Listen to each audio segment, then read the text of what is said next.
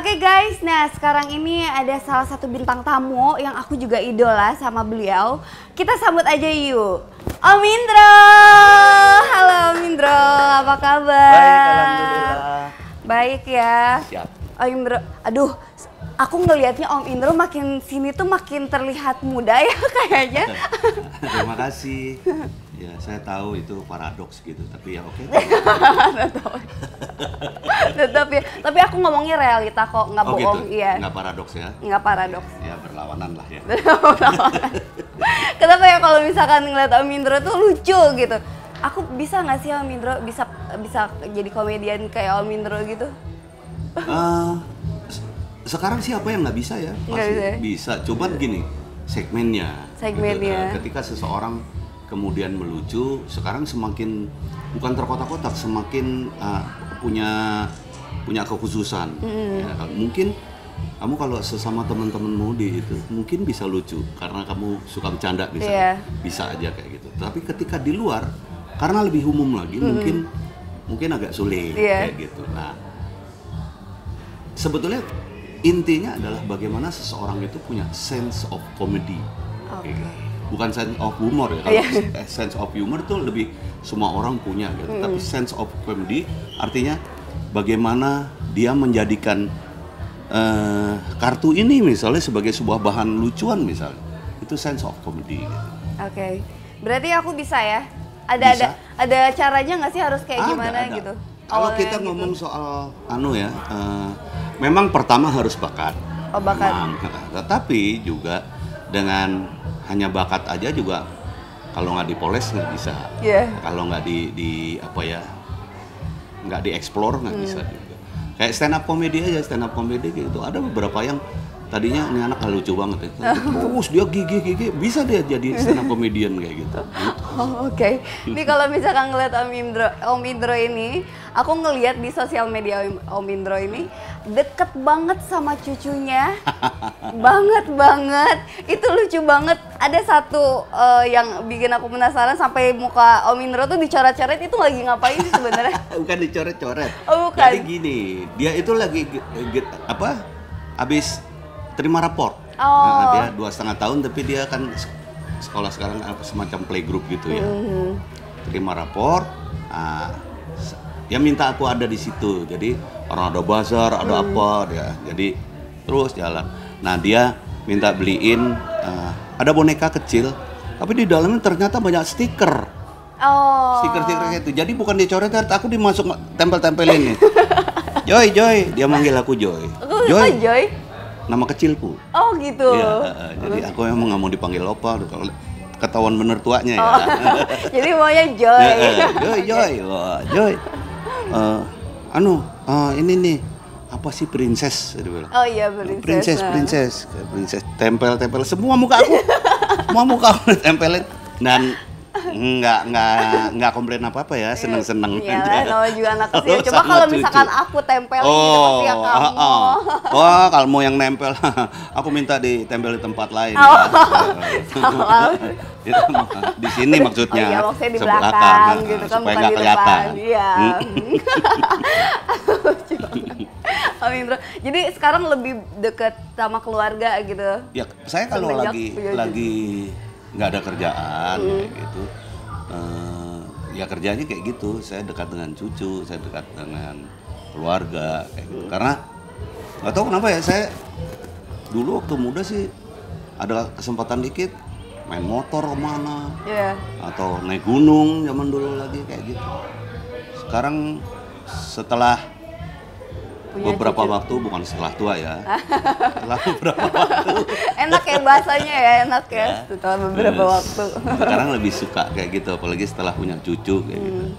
Seneng banget lihat perkembangan hari per hari, melihat cucu bagaimana perkembangannya itu seneng banget. Ya.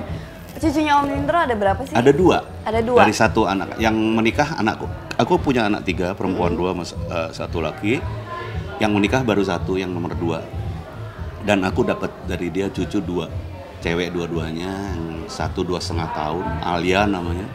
Yang kedua 10 bulan. Kia namanya. Kia namanya. Wah. Akila. Jadi yang nempel-nempel itu namanya siapa? Alia. Alia. Iya. Oh, Alia. Halo. Oke, di balik itu kesibukan Om Indro sekarang apa? Saya lagi off air aja. Off air. Sama ya mempersiapkan saya akan syuting film lagi. Oh, syuting film saya lagi. baru aja selesai animasi ya, film animasi Shijuki. Saya ngisi suara di situ. Oh, Om Indro nggak capek dari dulu gitu maksudnya sampai sekarang? Enggak sih kalau Enggak ya, karena humor gitu ya, maksudnya komedian gitu, jadi nggak ada capek-capeknya ya mungkin ya. Ketawa mulu kan? Enggak ya? Mungkin bukan komedinya, tapi gini. Seniman itu nafasnya adalah karya gitu. Ketika jadi gini analoginya bahwa selama saya masih bernafas ya itulah saya berkarya gitu. Justru mungkin ketika saya nggak bisa berkarya itu yang saya bingung kali ya. Gitu. Ngapain Jadi, gitu? Jadi ya buat saya sih saya juga nggak sibuk itu juga gitu ya. Artinya film juga mungkin saya 2-3 film aja per tahun kayak gitu. Paling saya cover warkop juga nanti akan 1 atau 2 film per tahun kayak gitu. Jadi ya masih banyak waktu lah main-main sama cucu apa segala kayak gitu. Masih banyak waktu ya. Oke, aku mau sedikit diajarin dong gimana caranya untuk jadi komedian gitu. Menurut Om Indro aku pantas nggak? Kalau bilang pantas sih enggak ya. Kenapa? Ya kamu tuh lebih pantas jadi apa ya, model yang cantik-cantik komedian tuh. Tapi kan sekarang belum ada gitu maksudnya cantik gitu. Ternyata bisa ngelawak gitu kan. Belum ada juga kan perempuan. Belum, tapi gini, kalau saya sih lebih memilih cewek, bukannya nggak boleh, tetapi gini, cewek cantik buat saya justru lebih bagus buat konflik sebagai, jadi gini, kamu tuh sebagai bahan untuk lawak, tapi bukan bahan lawakan ya, bukan, tapi gini, konflik, ada konflik, misalnya lihat cewek cakep, gimana saya bercanda kayak gitu. Nah, ketimbang kamunya yang bercandain kayak gitu. Jadi kalau kamu yang cantik terus kemudian menjadi komedian, kita yang jelek-jelek dapat apa ya? Ya maaf ya. Intinya takut saingan Nah gitu. itu, saya udah muter-muter loh dari tadi, kok nggak nangkap-nangkap ya? Oke, maksudnya gitu. Karena maksudnya aku pengen juga gitu, karena aku lihat tuh nggak ada gitu, udah cewek cantik terus dia komedian, kebanyakan kan, maaf ya, yang agak-agak sedikit gantengnya gitu kan. Gini. Kan belum ada, siapa tahu kan aku bisa gitu. Memang belum ada. Jangan ada lah kalau bisa ya.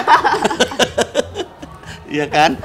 Iya, terus nanti saya karyanya apa? Jadi susah ya, ya udah deh. Yang cantik-cantik biar yang mengalah aja ya. Nah, yang cantik-cantik. Karena yang cantik-cantik itu pasti laku. Gitu kan? Jadi Pragawati, jadi bintang film, ya kan? Jadi istri orang apalagi cepet ya. Kalau saya kan yang jelek nggak mungkin jadi istri orang ya.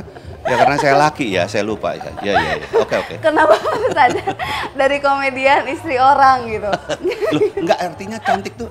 Kalau orang jelek nih punten ya, dibandingin sama orang jelek. Orang jelek terbuka kemungkinan jadi peragawan susah ya, ya kan? Tapi kan sekarang banyak jadi host gitu kan? Ayo cari yang jelek. Ayo, ayo cari yang jelek. Ayo. Semua keren, semua ganteng, ya kan? Yang ini aja udah kegeser, ya kan? Bukan hanya jelek, tua pula gitu kan? Kayak gitu. Aduh. Jadi yang cantik itu apapun pasti oke, yang ganteng apapun pasti oke. Jadi biarkan kami yang jelek-jelek jadi pelawak ya. Biarkan kami yang jelek-jelek jadi. Om Indro bikin ini nggak sih? Bikin kayak apa ya?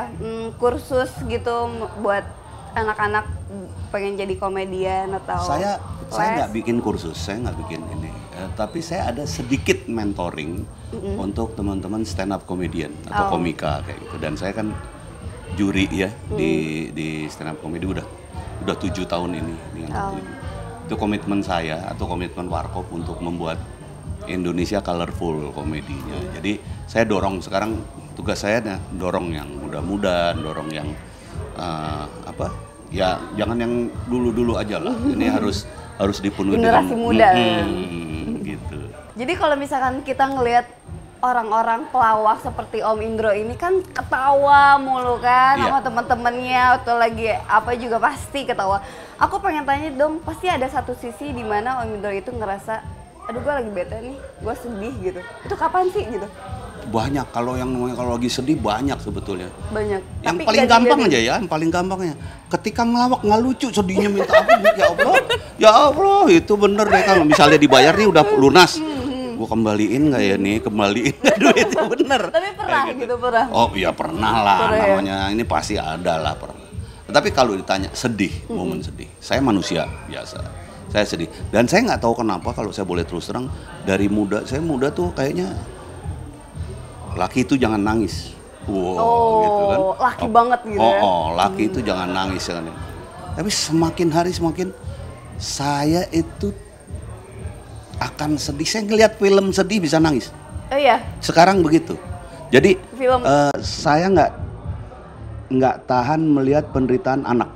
Oh itu, iya. Itu apalagi keluarga sendiri gitu ya. Saya nggak tahan melihat penderitaan orang tua. Berarti hampir semua ya. Kayak Anak, gitu. orang tua. Terus saya nggak bisa melihat penindasan terhadap sesama manusia. Intinya Bahkan kadang-kadang mungkin penindasannya nggak kelihatan ya. Kalau dulu saya geram terhadap itu, saya sekarang menjadi sedih. Saya nggak ngerti kenapa nih. Berasa banget. Saya sih merasanya kemudian mulai berubah. Saya nggak, jujur aja kalau dulu tuh gahar banget saya, bener-bener. Laki banget ya. Bukan lakinya tapi gahar banget saya. Gahar tuh maksudnya kayak gimana? Gahar itu emosional, terus dan fisik gitu. Kayak nggak mulut, fisik. Nggak berantem mulut. Berantem gitu. Kira-kira mungkin gitu ya.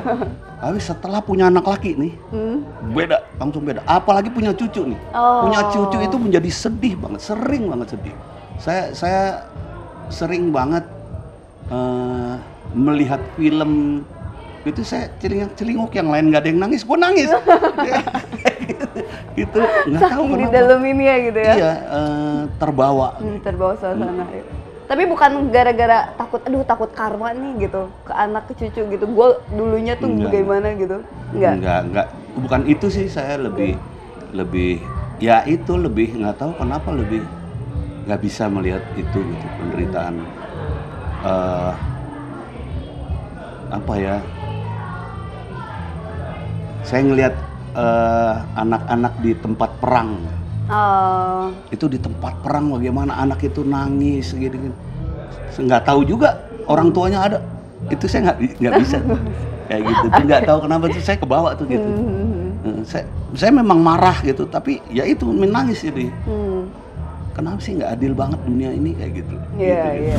Pernah cemburu nggak sih kalau misalkan ada yang fans gitu deket banget gitu sampai minta foto atau bikin apa gitu yang bikin menjengkelkan gitu? Tahu deh. Enggak ya? Selama respect sih enggak. Enggak ya? Dulu waktu zaman belum pada sekolah ya.